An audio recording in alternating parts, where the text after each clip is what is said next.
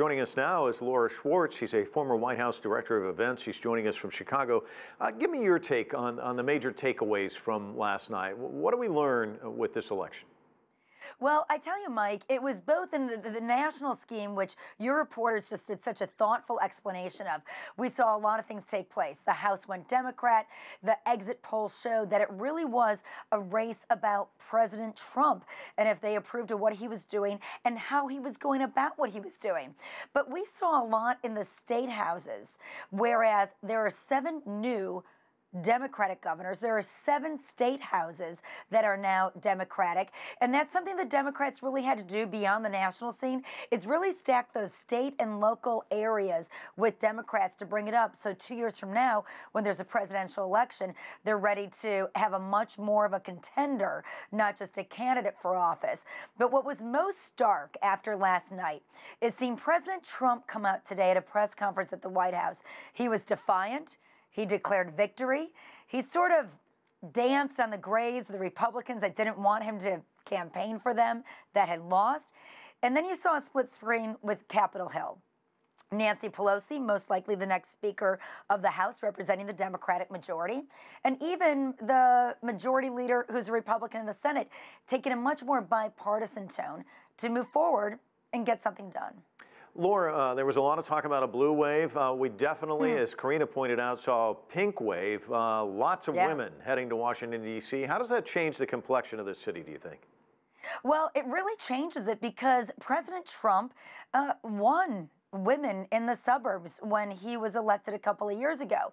And now those same women have had a second chance, a way to look back and reflect on these 2 years with Trump, and they went Democrat. A lot of those votes for women came from women. So the Republican Party really has to reassess where they want to be in 2 years from now.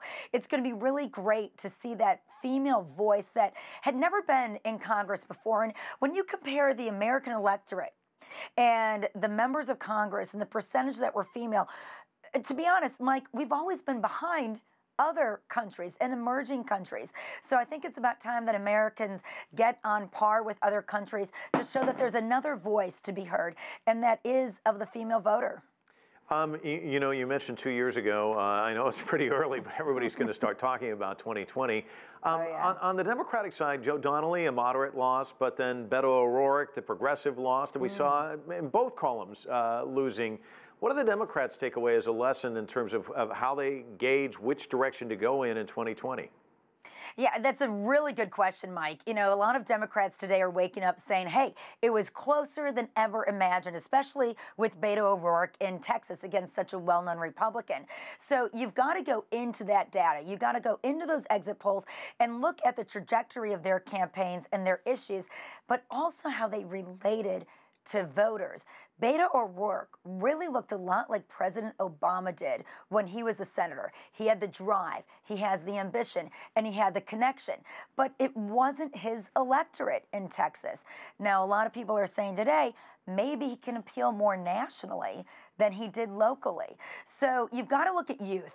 The Democratic Party right now, the candidates that are looking at 2020 are around. They've been there. They've done that. The American people are used to them. What we did see in Texas with Beto O'Rourke and even with Gillum running for governor in Florida, these are younger guys that people wanted to listen to because they sounded different, they looked different, and they had a new energy that the Democratic Party honestly really wants to capture for 2020. Talk to me about the House. What can we expect in terms of legislation or perhaps investigations? What do you expect we'll see? Mike, I think we're going to see a bit of both. I think it's very important that the House looks to be accountable, hold this president accountable. He hasn't been for a couple of years with the majority of both houses on his same party, the Republicans. So you're going to see some subpoenas. They're going to want to look at his tax returns and see if the very policies he's putting forward are there to benefit himself. But they've got to be actionable.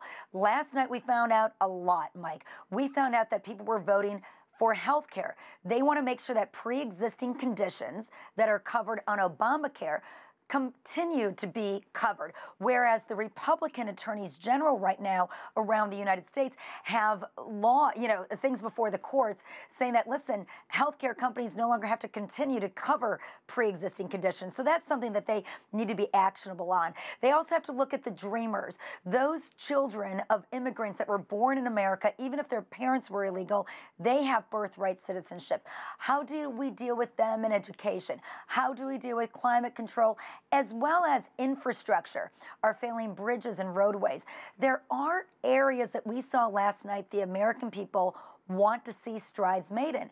Now that House cannot only do subpoenas, they cannot only investigate the president, they need to take action and get some results before 2020 in the next presidential election. Well, we'll be watching all of it. Laura Schwartz, thanks so much for your observations.